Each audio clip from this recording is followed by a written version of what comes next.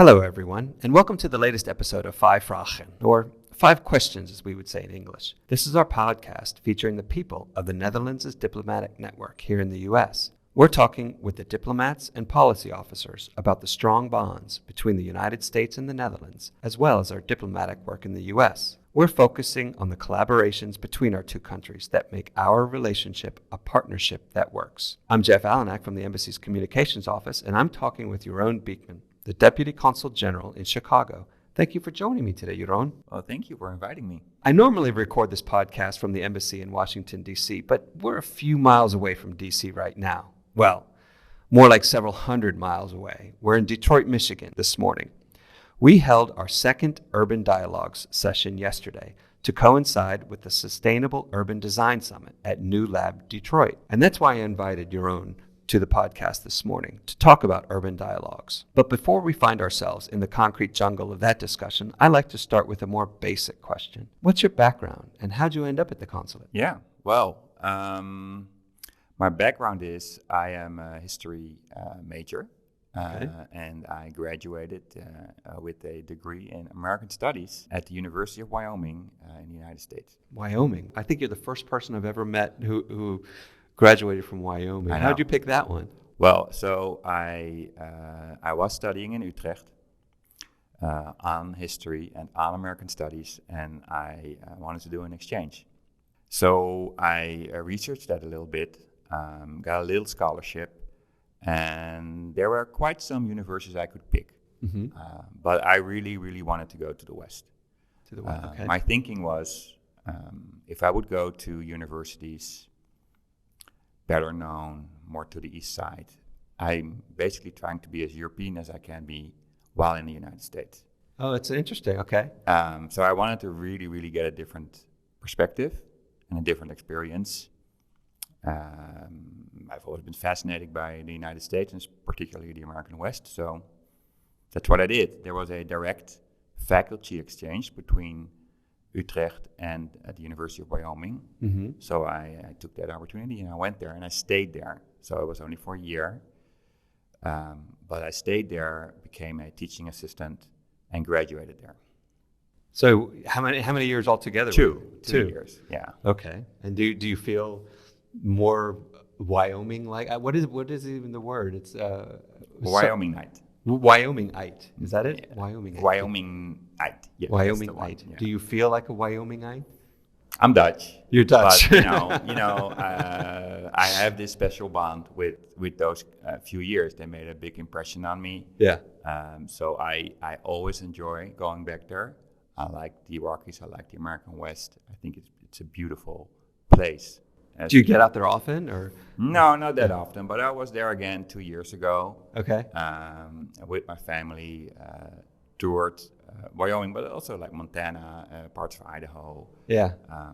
When I drive through Jackson Hole and Yellowstone and the Tetons, I was like, I can do this every year. Is it as beautiful as the pictures that I've seen? I've never been out there, but in person. It's a fascinating place. Yeah, it's a beautiful, fascinating place. If you like that kind of environment, the high plains, the elevation is pretty high, right? Yeah, the university is at 7,200 feet.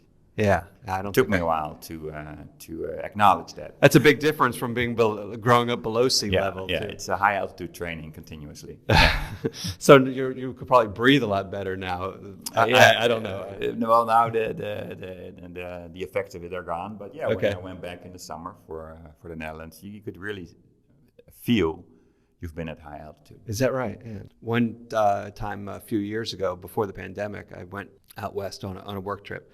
And I got sick for a few days. I could hardly breathe. I had a terrible headache. And it was altitude. That's the danger. So, the Laramie, where the university is at 1,700 feet, but you wouldn't know it because it's just on a high plain. Right. And the mountains are in the background. Yeah. So for instance, if people who've been skiing here, they would recognize that if you go to the Rocky Mountains and go skiing, you're already at 9,000 feet or 8,000 feet. You know? And then if you're sensitive to it, it starts kicking in. Even with me, you get altitude sickness if you're not careful. Yeah, I bet. That's an interesting backstory. Thank you for sharing it.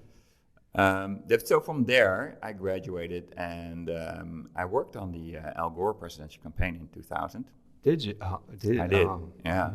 How did that? Well, we don't have to rehash that. I think we all know how that turned out. Yeah. But I had a working permit. I had a work out. I even called White House officials to see if I could work in the White House in any capacity. Yeah. But didn't work it out. So I moved back to the Netherlands. Had a whole bunch of things. I was a political assistant for Dick Benschop, who was then State Secretary of European Affairs. Okay. I worked here at the European Parliament. I moved into communications in the private sector, then moved to the Ministry of Economic Affairs, eventually became a spokesperson for a minister. I made a career move to the Foreign Ministry about 8 years ago. I became coordinator of bilateral economic relations between the United States and Canada. For me, that was the return to my obsession, if you will, with the United States. Okay. So I always used to joke when to people that after I graduated, I always said, if I could do something with this unemployment study, that would be nice. With this unemployment study? Yeah, because a degree in American studies, where does that get you? Oh, I see what you're saying. Yeah. So it's not a degree where you can directly apply it to something. No. Right. No. Okay. And for me, this was it. It was like, okay, I get to do something on the United States that I really enjoy. So I did that for a couple of years, and then I got the opportunity to apply for the position of Deputy Consul General, and I got it. So here we are. Oh, congratulations. Why pick Detroit as the second city for the Urban Dialogues program? Yeah, it's a good question. So we were already working with and in Detroit on the creative industry track, so to speak. Okay. So, from the consulate, almost all our work is helping Dutch businesses doing business in the United States Midwest. And we've picked certain priorities where we think there might be more opportunity for Dutch businesses in particular sectors. And one of them was the creative industry track. And we really started as an exploration. There wasn't a lot of research, but I knew Detroit has a strong reputation in it. The Netherlands has a strong reputation in it, so let's just try. And that resulted in 2 summits, the Sustainable Urban Design Summit. And it might seem 10 years ago, but 3 years ago we were still in COVID. Yeah. So in 2021, we did a virtual Sustainable Urban Design Summit. In 2022, we did a hybrid Sustainable Design Summit. And now in 2023, we did a in-person Sustainable Urban Design Summit. Fully in person. Yeah. And we added the urban dialogues to it because on design, within the creative industry, the design sector, we wanted to use this urban dialogue idea to advance several conversations and collaborations on several aspects of how we can work together and learn from each other. Not only entrepreneurship, but also between governments, between academia, and in the mix, of course, because that's the whole idea of the urban dialogues, to see where we have our shared challenges and come up with solutions with this mix, the Dutch approach. So that's how we decided to do Detroit, and we had that yesterday. Yeah. Okay. The Urban Dialogues Detroit focused on 3 challenges: neighborhood design, community engagement, and inclusive mobility. Can you tell me why those 3 and what each one means? Yeah, so after those 2 years on the summit, these elements were already present at the summit. And we did a sort of recon mission with our colleagues from the embassy to see, okay, where can we put the emphasis on within design, within architecture? What should that be? And where could there be this connection between the Netherlands and preferably a city in the Netherlands? And we came to these 3, the neighborhood design, community engagement, and inclusive mobility. These are the important challenges of Detroit. We have them too. Detroit has a history of ups and downs, so to speak. And these are very much alive. And again, within the creative industry sector of Detroit, we think that design can play an important role in advancing whatever challenges there are within these 3. and connect with Dutch partners. So that's why we focused on those. And of course, for people who are not familiar with what we're doing here, we had the summit with these 3 topics, a little bit more general. And then we had the urban dialogues as a special session during the summit for invitees only, to dive deeper into these topics and to have a group of Dutch and American experts, academia, entrepreneurs, government officials to see what are we talking about here, what kind of challenges are there on this side, but also on the other side. So let's take one. So community engagement, is that as simple as it sounds? Like when I hear that, I think it just means involving the people who are living there, involving them in the process from day 1 to day 100 or throughout the whole thing. Is that? In essence, that's it. But I think in practice, it's a lot harder than people think. And also... Oh, I don't doubt it. The approach is different. So these are one of the fascinating things that I think, okay, we can take some good experiences from Detroit and how to do that in the Netherlands. We just did our debriefing with the group. And for instance, the city of Eindhoven has these big projects where they have to develop the central station, work with all kinds of surrounding villages.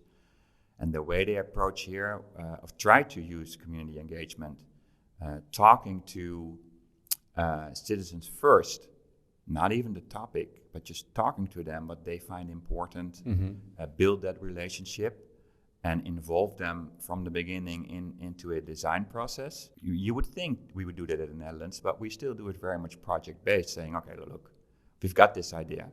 Here it is, What do you think?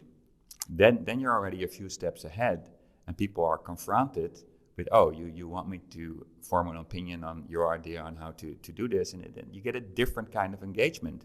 People might object sooner. People might feel left out. And also another aspect, I think that it's really, really strongly developed here is to get a diverse group as possible, to get as many insights as possible. And is that where inclusive mobility is? When you say inclusive, is that for diversity or is it? Well, inclusive mobility here, the challenge was, Detroit, with such a big square mile city, but not that many people living in it anymore, has a disconnect with mobility. Many people do not have access to public transit. Public transit itself is not in a good shape. It's the mobility city, but around 30% doesn't even have a car. So this topic was evolving around what kind of mobility ideas can we come up with to make everybody able to go from A to B, and where should A and B be, and A and B be, right. How should you build on that? And I guess that plays into the neighborhood design as well, exactly, because that's where the A and B would be. Yeah, they have these strategic neighborhood hubs initiative, because it's such a spread out city. If you look at downtown, you would think that downtown looks good. It's alive, it's vibrant. But then you have these communities around it that go pretty far, and you want to develop areas of livability too there with shops and good schools and a supermarket and a bakery, etc. And they try to do that so you don't always have to go from A to B for 20 miles. Right, you don't want to. Nobody wants to drive 20 miles to buy groceries. And it sounds logic and it sounds simple, but it isn't. It isn't even in the U.S. This is pretty extreme, but these are challenges throughout. But a shared challenge that we didn't think that would exist was the density problem. Density, okay. Yeah, so it's a low density city, but then our friends from Eindhoven said, well, we have this low density problem as well. Eindhoven itself, but then the surrounding villages. They're a lot smaller. The buses, they have to go there, but they don't go every 10 minutes. They don't always go. And if you would reverse it, I'm living in the city, I have to go to these villages. It would take you a long time for a short amount of distance. Sounds familiar? Yeah, they have that here too. And we didn't think of that in the beginning, but one of the findings of the urban dialogue, so to speak. I guess that's where the community engagement, it's a solid example of how the community engagement can lead to a positive result, or at least a result that you can explore deeper. Yeah. What can the Netherlands and Michigan learn from one another? I think there's a lot, but I think you got to start with the fact that we have a historical bond with Michigan. There's a large Dutch community here. It's probably the largest in the country, I'd imagine. I think so, yeah. I think, yeah. If it's not the largest, it's one of the oldest. Maybe besides New Amsterdam and exactly, there's the history, but to say there's a large Dutch community still present compared to Michigan, I think it's different. Here they also still have the traditions that they celebrate. And they celebrate King's Day, they celebrate Sinterklaas, and it's so that's the basis. What they can learn from each other. I would say from the concept we have focused on 2 areas of collaboration. One is this one, the design one. The other one is the automotive sector or the mobility sector. Michigan is very much the hub of the important corporate and R&D decision making on the new mobility developments.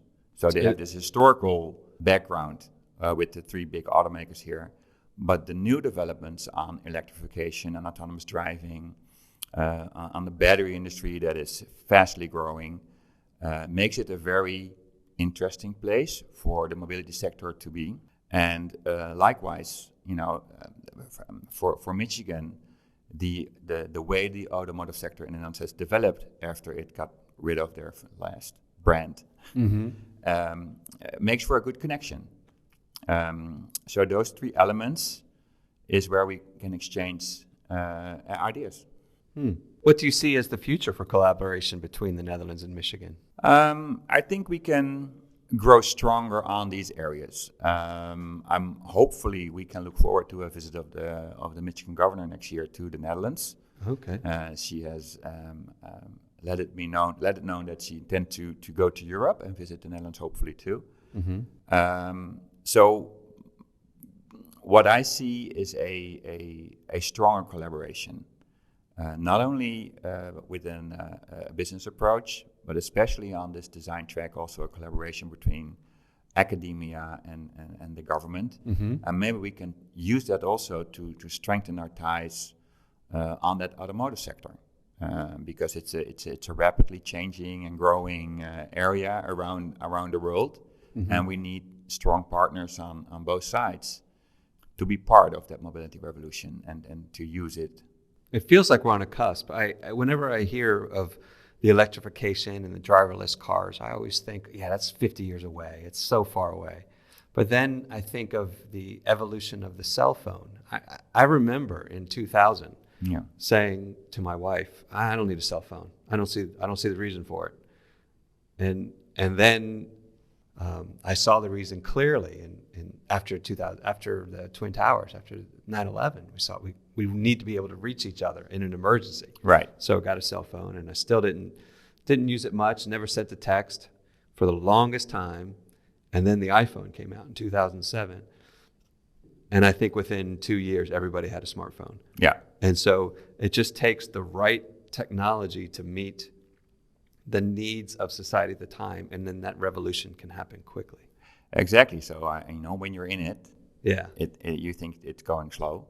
It's like the frog in the pen.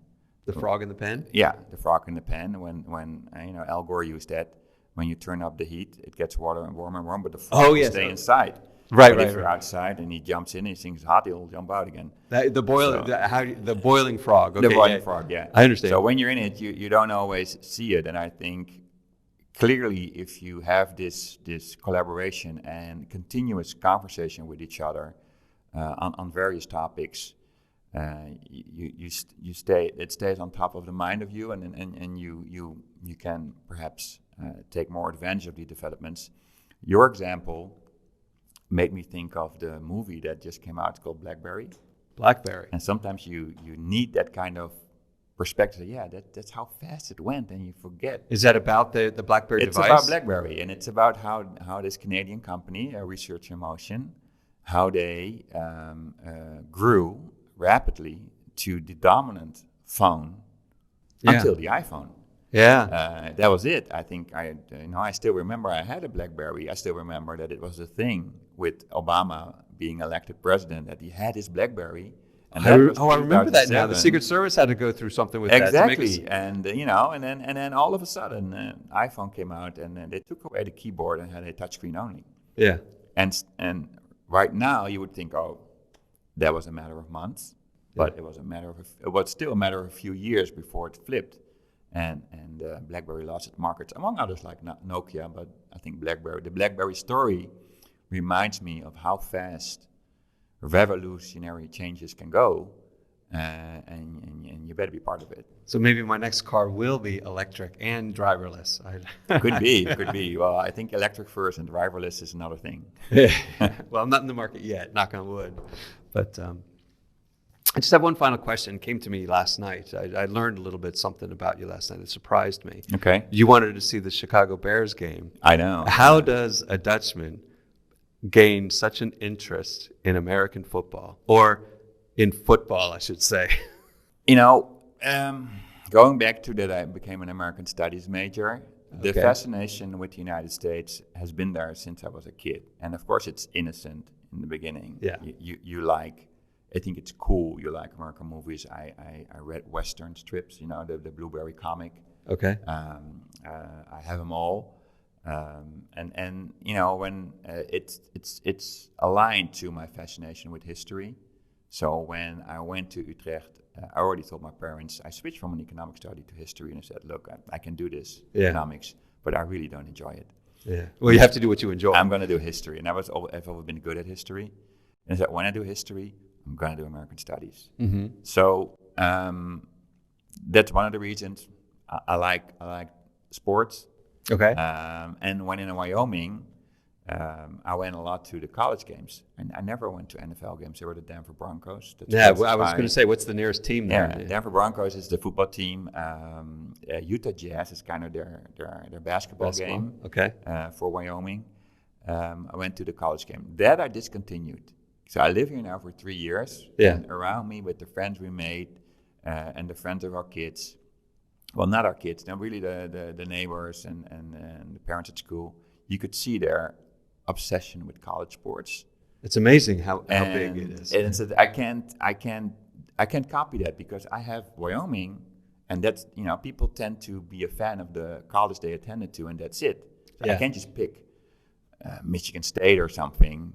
Yeah. But I did it with professional sports. So I enjoy watching football, basketball, baseball is my. To me, it's the most iconic American sport there is. Well, you're speaking my language now. Yeah. But you're in Chicago, so you're a White Sox or no Cubs? Cubs. Cubs is my team. I also, because it's a very old team, and I think it's where it should be. It's in the middle of town. Yeah. It's got a very charming stadium. Okay. Not one of these giant stadiums with a 15 square mile parking lot around it, which I think is not where sports should be part of the city. Yeah. And it should enlighten the neighborhood that it's surrounded. The neighborhood should profit from having a stadium there. So of course a football stadium is not of much use, because there's only 15 games, so maybe 9 games. 8 a year. 8 a year. So I can see why you shouldn't have that downtown, although you might combine it with a soccer stadium and have more games. Well, in Maryland, Baltimore's the football stadium and Ravens Stadium and Camden Yards, they're right next to each other. Right. Yeah, and they share a lot of parking lots, but we go to Camden Yards a lot. I've never been to the Ravens Stadium. But I got to say, I still give a European perspective to my Chicago friends on sports. And what is that? That is because, in all fairness, the Chicago sports teams, they're not that good right now. And they're usually not that good. Okay. Well, who won last night? Well, the Bears won. They played the Panthers, so if they've lost that one. Oh, my God. It wasn't a pretty game. Okay. I'm that far into sports, I can see it's not a pretty game. Right. But anyway, but they keep coming. So they keep going to the Cubs. They have an okay season. Yeah. They keep going to the games, and it's expensive. I find it very expensive. Might not be everywhere, but Chicago sports are expensive. And I say, you got to do what the Europeans do when their teams are not performing. And say, what's that? You don't go. You don't go. Does that not happen in Chicago? Money. No, they keep going. Do they really? And so if they keep going, the money keeps flowing in, and they, you can't relegate. There is no relegation in American sports competition. Right. At one event, I spoke to an American investor who bought a British soccer team. Okay. In the 4th division, I think it was. So I started to say, well, I did it. I think kind of as a hobby, and I said, how's it going? Yeah. He said, it's terrible. So why? Well, they won the championship. Now they're in the 3rd division, and it got a whole lot more expensive. Oh, okay. And now they that works very different from again, here. and then I got to fire it, and I got to budget it again. So it's an adventure he didn't expect to move that way. And then in professional sports here don't work that way. You're in the league you're in. Yeah, exactly. Yeah. Exactly. So, but that's what I tell my friends. You just don't go. Yeah. No, well, force them to make some decisions and to make sure they win again. Either that or if you really enjoy baseball, go to the minor league games because you can. That's a good suggestion. Minor leagues are more fun than people think. Oh, they are. When my son, he's in college now, freshman, but when he was younger, 10, 11, 12, he would go to a game with a buddy of his and come home with a bag full of baseballs. They were foul balls. Exactly. He would just run around and chase them, and he loved it. And right. Still, he still loves it today. Yeah, that's cool. Yeah. Well, that's all we have time for today. Thank you again, Jeroen, for joining me for this episode of Vijf Vragen. Though I think I might have asked a few more than 5 questions again. And to our listeners, thank you for tuning in. Please tell us what you think in the comments below, and be sure to click on the subscribe button and turn on notifications so you don't miss our next episode or the other videos we post on our YouTube channel. I'll be back behind the microphone next month with another member of the Dutch Diplomatic Network in the United States. Until then, you can keep up with our work on any of our social media channels: Facebook, X, Instagram, or LinkedIn. Just search for NL in the USA, and you can stay up to date on how the United States and the Netherlands have a partnership that works.